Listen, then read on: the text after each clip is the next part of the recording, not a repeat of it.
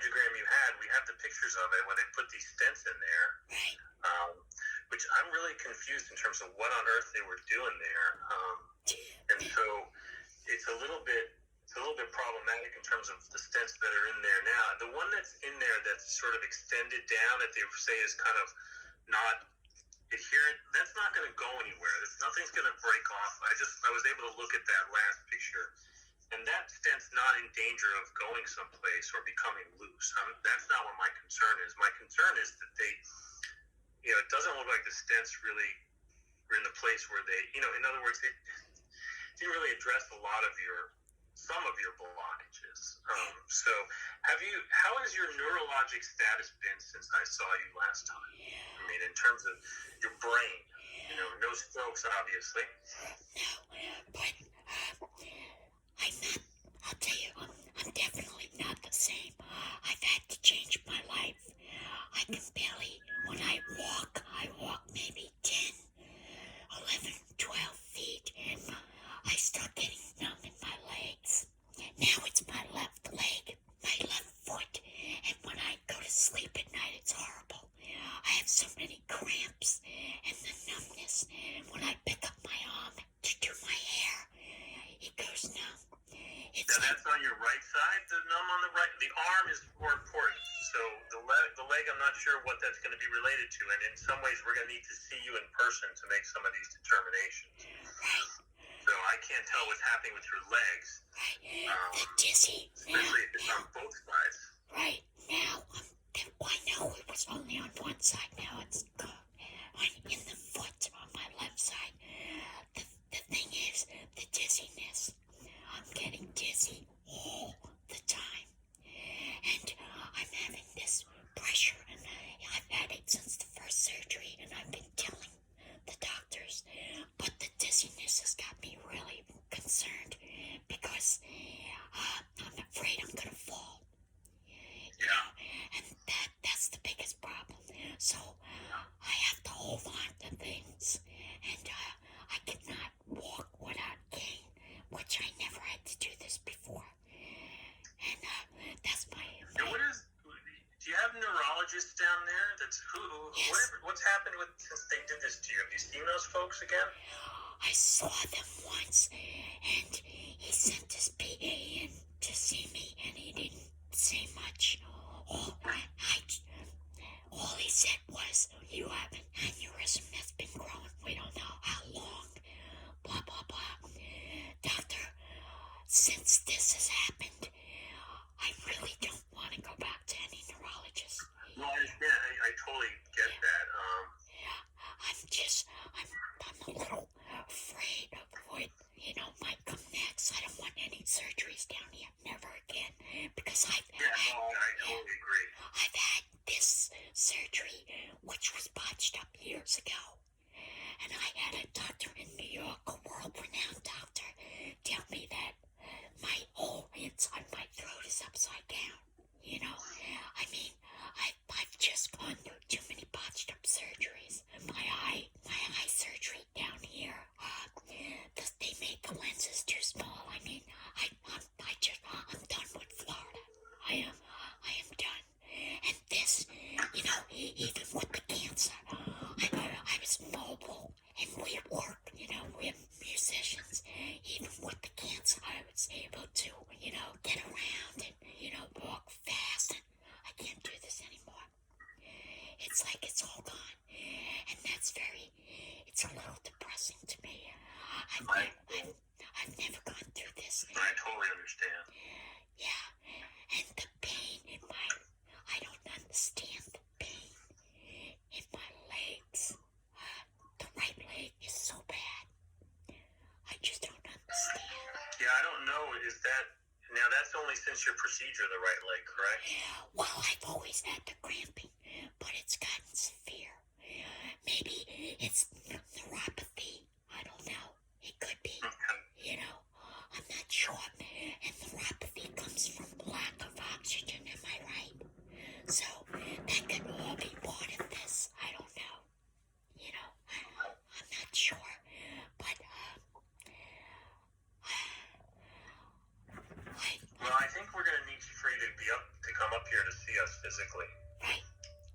And I have to see you before I even plan if you need a bypass or some other kind of surgery. I mean, I told Dr. Levine that maybe we should start with an angiogram here in the hospital, and I can do that or he can do that. I'm trying to see what his response was, but I think that will give us an idea of your anatomy, and then I can see you in person and check your legs and check your blood flow to your arm. I'm quite sure that the issue with your arm, with the numbness and that is related to the blockage that's in there. But the question is going to be now is how can we fix that after they put that stent in there? And so we have some things that we need to address. I think it's better to have you up here physically and then plan at least one procedure while you're here, which would be the angiogram. Right. And then after that, plan surgery based on that. Doctor, if you were to remove those stents and then do the bypass, wouldn't that work a lot better? I mean... You can't remove the stents, unfortunately. Jeez. Stents can't be taken out. They're very well incorporated in there. It becomes a very dangerous procedure to try to take them out. So they have to be left in. We can go around them, but we can't remove them. And you would go through the clavicle right here, am I right? Do what? Say again? You would go through my clavicle. You would go Say it through what? The clavicle. The clavicle. Well, I don't know yet. This is part of the reason why I need to see you in person and to do our own angiogram. Is we don't, your anatomy is very complex. If it were, normally we try to take a bypass off of your carotid artery to go to the arm, but your carotid artery now has a stent in it, so it makes it almost impossible for us to use that to do a bypass. So then you're talking about maybe having to come from the other side to do that, from the left side to the right side. So we kind of need a really, and your left side looks good. I mean, there's no question, it looks pretty good. So we could use that side. It's just going to be a question of more of like, where do we need to plug into? And I really, my guess is that the best thing would be for us to see you in person, and I can check all of your blood vessels, the legs, the arms, and really get, and yes, maybe do an angiogram, but maybe not. But then we have one of the issues that I have concern with is the blockage on the right side is in a very precarious spot, which to do a bypass, it may not address it completely, so it may be more involved of a surgery. But that's okay, we can do it. But I think what I'm going to need to do is at least see you in person at your earliest convenience to come up and then plan an operation based on that. Right. See, Doctor, I won't take any heavy medicine like narcotics, and that's why. Say that again? I do not. You don't take. Say that one more time. I'm sorry. I will not take narcotics for my pain because years ago the doctors had me on morphine and it was addictive. So I will not take narcotics. So. Oh yeah. Yes. No, I understand. Yeah. So, I get it. And that's why I'm still alive. I'm pretty sure because I didn't take everything that I was told I had to take, and I want to get through this as quickly as I can so that I can be active again and be myself. I mean, I'll never be my total self since the surgery in June, but I want to be a little bit better, and feel better because the headaches are unbelievable. These headaches too. Yeah, and again, I'm not so sure that what we're going to do is going to take care of your headaches either. I mean, I just want to make, I don't know that's, because headaches are not usually a symptom of problems with circulation. Right. Well, they just started the last couple months, the headaches. And I think it's maybe it's from stress and anxiety. And I was having a real bad breathing problem, but I was sick. I did have a bad cold, but that's getting better.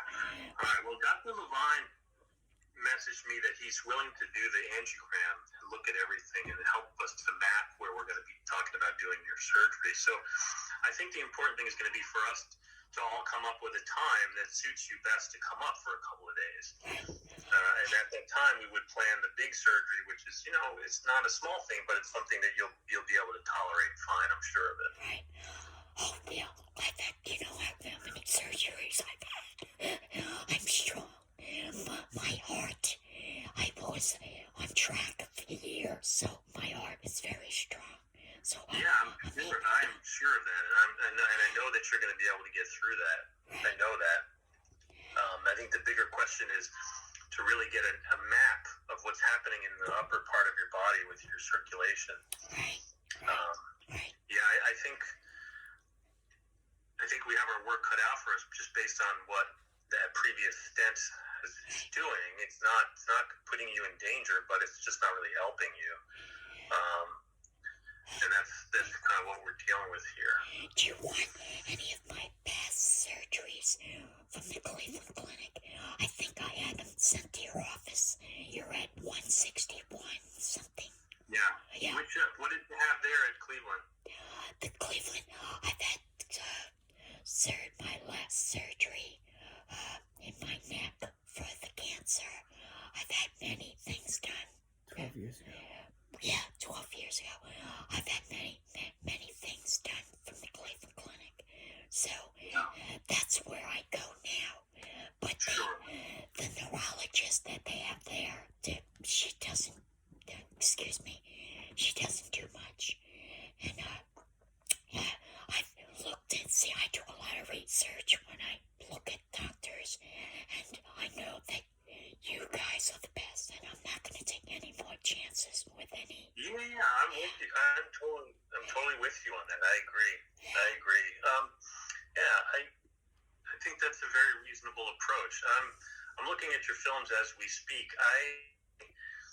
I just think that because of where those two stents are placed, it would be reasonable to get a follow-up imaging with Dr. Levine, and while you're up here, have me evaluate. I want to look at your legs. I want to look at, there's other stuff here that we need to see in terms of your artery anatomy, which doesn't show up completely on the studies that they did. So, that's... And those can't be done down here? No. Say it again? Those studies can't be done in Florida, correct? No, we want to do our own, our angiograms Yep. here, I think. Do it here. Yeah, I think, so I have the ones that they did down there, and they are very helpful, but I feel like we need to have something a little more complete before we make a decision about what operation to do. Exactly. I understand that, and it's much clearer when it's in your own hospital. I understand. It kind of is. You're right about that. Now, one of the things I'm interested in is this right arm pain. Is that new since the procedure, or is that from before? This is new. That's why I got concerned and went into the hospital. Yeah, I got really scared. I thought I was having another stroke. So, I got it. Yeah, that's when I went in. And, my groin area, when I had surgery, I had pain there. Constantly, like maybe once, maybe twice a day. I have a little, it's a shooting pain. But, I'm getting old too, but still, surgeries, this is what happens. But all this is new, and I am having a hard time walking. The right side of me is having a real hard time with me walking. And that's why I'm saying I want to see you in person, because then we'll be able to tell if something happened when they went in through your groin that's affecting your blood flow to your leg. Right. And I do have right through here this pain going on right through here. That could be where I broke my collarbone. But I know that once you see me, you'll be able to tell what's going on. Yeah, that's why I'm saying usually, I can do a lot with telehealth, and I think this is incredibly helpful, because at the end of the day, it's probably going to decrease the amount of times you have to come to New York dramatically, right? But at some point, we should do, an in-person visit, because if the kind of operation we're talking about for you is pretty requires really good planning, and it's the kind of thing that does have to have an in-person visit ahead of time. So. Okay, so now I found out what the complications were. I wasn't sure before, and I understand what's going on. What would you say is the worst symptom right now? The worst symptom is the numbness, the dizziness. Me being dizzy. And the numbness, is that more on the right side? Yeah, it's on the right. It's on the right arm. When I pick up the arm, it starts tingling and then it goes numb. Okay. And if you're sleeping at night? The leg and the arm, yes, constantly. And my left foot now is going numb. I don't understand that. Well, okay. All right, and your doctor's down there. I mean, it's tough to. Do you have somebody that you can rely on down there? Not the people that did your procedure, but somebody from a neurology standpoint. No. When I saw. You suggest that? Wait a minute. When I saw the doctor in the hospital, the neurologist, she said to me, I can't do any surgeries. She said it's too complicated. She said, you're going to, and I already told her I was going to New York because I had, a week before I had made plans because I wasn't feeling so good.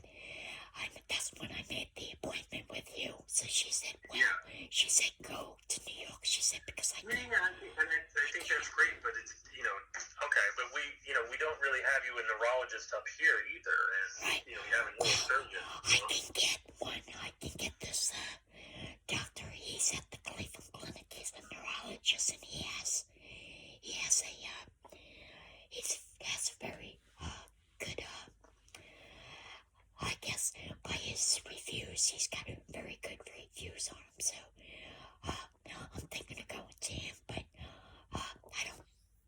He's just a regular neurologist. He's not a neurologist surgeon. Maybe we can orchestrate or organize for one of our people up here to see. Right. See, I have commuted before. I go to see the eye doctor now at Mount Sinai in New York because of the surgery was done wrong down here. They made the lenses too small in my eyes. So I do see a Dr. Nepter up in Mount Sinai in New York City. I was supposed to see her last week. I go twice a year.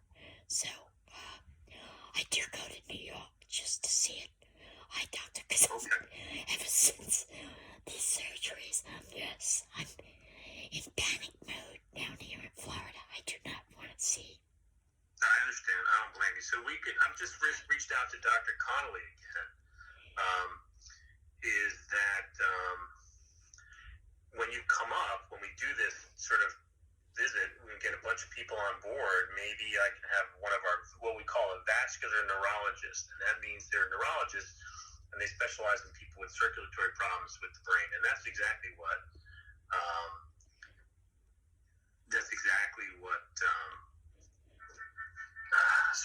what I think would be most beneficial. It's not going to stand in the way of us doing our procedure, Right. But I think should be part of your visit when you come up here. Right. I have a question. I don't know if this is due to stress. I'm forgetting a lot, and I have a very high IQ, and I'm just forgetting everything. Like my day-to-day stuff, I'm being so forgetful. That has nothing to do with that. Am I right? Yeah, I get it. I understand. Do you have a time in mind when you would be able to come up? I can come up anytime. My friends are waiting for me to help me down in New Jersey, down in Long Branch. That's where I stay. And Okay. I can come anytime. This is my caregiver right here. That's right next to me. That I've had because I just had my stomach tube changed, which is good. That's why I'm anemic. I already had my infusions. I get 3 a year, 3 infusions because I bleed through my stomach tube. But that's all changed. Last week they changed it, so I'm ready to go. Okay. Yeah.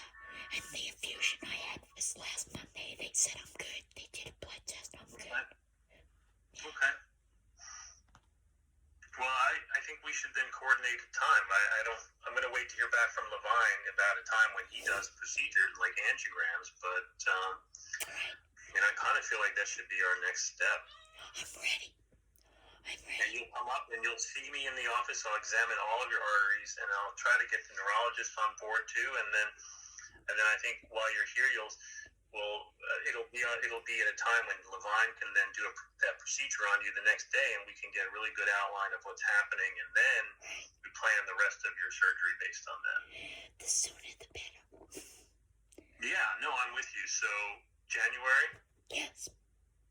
Okay. Let me coordinate with him, and then we'll get in touch. Yeah. Yes. I think what I do think is that you're safe, though. I do want to make that clear. Like looking at all of your studies, like I was a little bit wasn't so sure.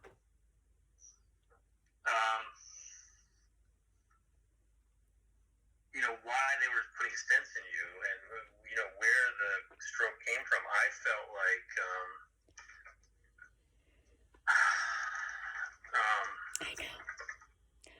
I felt like I wasn't sure where it came from, and I wasn't sure why they were putting stents in you. I didn't think that artery on the right side was what was causing your stroke. And so I think you're safe from the standpoint of the risk of a stroke from any of these artery stuff that we're looking at. As soon as I went into the emergency room, they put the TMA, I think it is it TMA? TPA. They put the TPA in through my bloodstream, so because I knew right away my left side was going numb, like right away. I knew I couldn't lift my arm at all. And the thing is, the doctor really never came to see me. 2 weeks later, he sent his PA in to tell me what was going on, and I had no answers. To my questions. Just like this aneurysm that's supposedly growing. They said there's a small aneurysm in the right side of my brain. They don't know. Yeah, now who's seeing you for that? That's the doctor that did the surgery with the stents. So, but you needed somebody else for that now, right? No, You're not going back to that doctor, right? Who did the stents? No. So is Dr. Connolly now going to follow you for the aneurysm? I guess so. He hasn't spoken to me about it. I'd like to. Hang on one second. Okay. That's why I sent him the records for my aneurysm for 10 years. Yeah, but I went up there and he says I can't help you. No, he said he can't help me with the package. This week. But you're not going to be here Tuesday. Thursday, you're not going to be here either. No, remember I have. You're going to be here. Yeah. So should I put it? Let's do it Thursday because it's going to become like today. Okay. And you can bring anybody up here that's be seeing patients that are going to come up and they're going to do videos on those. Okay. But yes, let's do Thursday. Thanks. I'm sorry. I'm back. I think if you're not happy with those folks, right?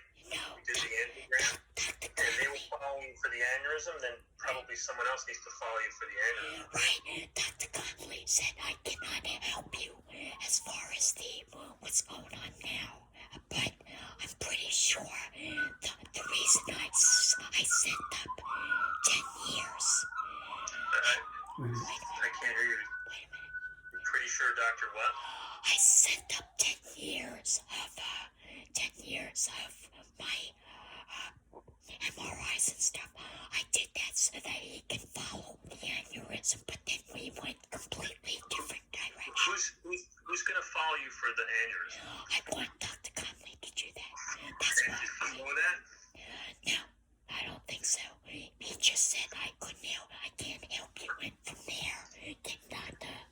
Levine, and then from there came you. So that's why I just got away from that subject. But yes, I'd like to have him. Okay. All right. Well, we need to establish something, I think, right? So Yes. that's going to be important. Okay. I know.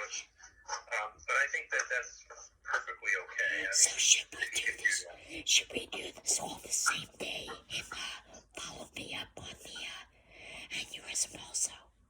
Yeah, I mean, I think you're going to have to touch base with him about that when you're up here because, I mean, yeah, he'd be a good person to follow you, but it could be done by video and just checking CAT scan every year, right? And that would be, Right, that would be a reasonable thing. Yeah. right.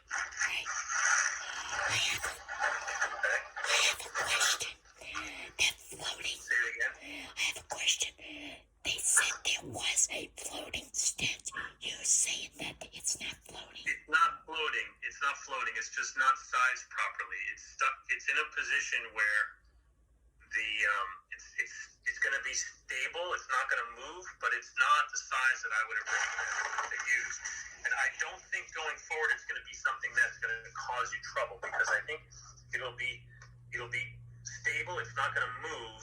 And when we go around it with a bypass, it's going to be irrelevant that it's sitting there. But taking out is just not an option.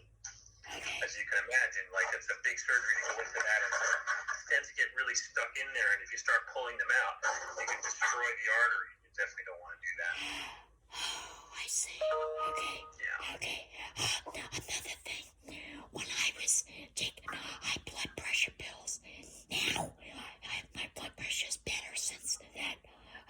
Since they put the stents in, but when I was taking pills for my high blood pressure, it wasn't working because I have to dissolve the pill. And when it's time released and it goes inside, it wouldn't work, so they put the patch on me. Now, could that be the same problem with the Progis? What's it? Progis?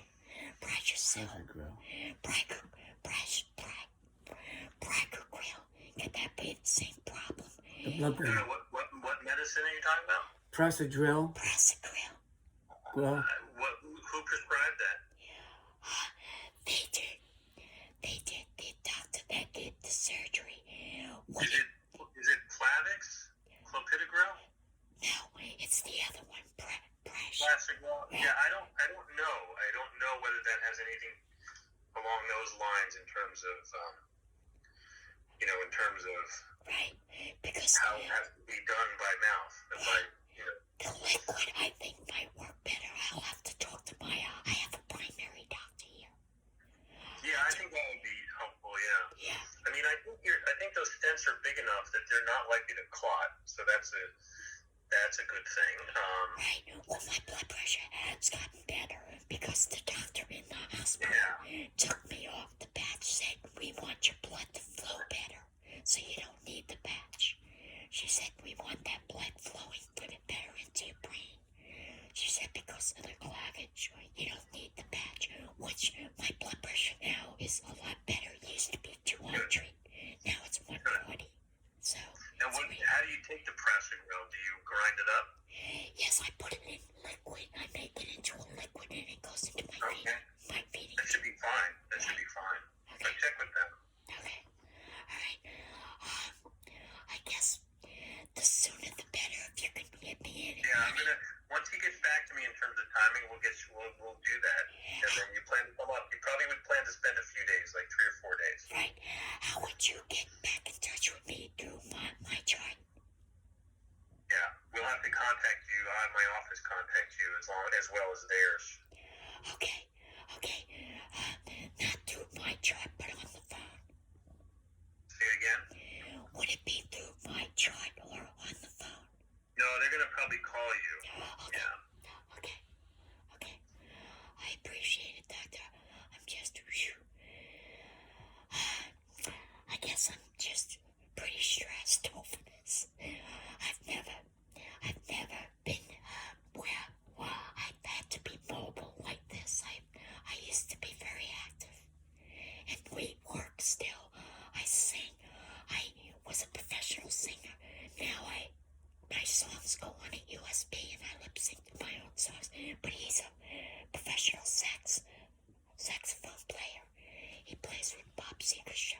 So we do a lot of, cancer. We do a lot of cancer events. And that's my goal, to keep, people happy. I want to keep myself happy. I think you'll be able to do that. Hopefully we can help you as part of this. We're going to But the next step is definitely in person. So when I hear back from him in terms of when he does procedures, what'll happen is they'll schedule you for the angiogram. Once that's done, we'll have your visit sort of centered around that. Right. I do appreciate all your help. Yeah, we're going to see you up here in person then in January. Right. I'm ready anytime. From January 1st on, I'm ready. Okay. But you have a good holiday. You too. And I think you'll be very safe. I want to, just sort of let you know that. Yeah. Now, where would the those take place? The angiogram Right here at the hospital. Okay. at Columbia. And if I have to bypass, how long is the You post? probably would go home the same day. Oh, really? And the post-op isn't much. No. Okay. But I'm going to see you before any angiogram. Right. Okay. The angiogram. And I'm talking about once you do the bypass. Doesn't take long, right? What's that? The bypass itself. So that's much bigger operation, yeah. But It's probably on the order of 2 to 3 to 4 hours. okay, and I would be in the hospital for maybe 4 days. Yeah, no, like a couple of days actually. Won't need more than a couple of days.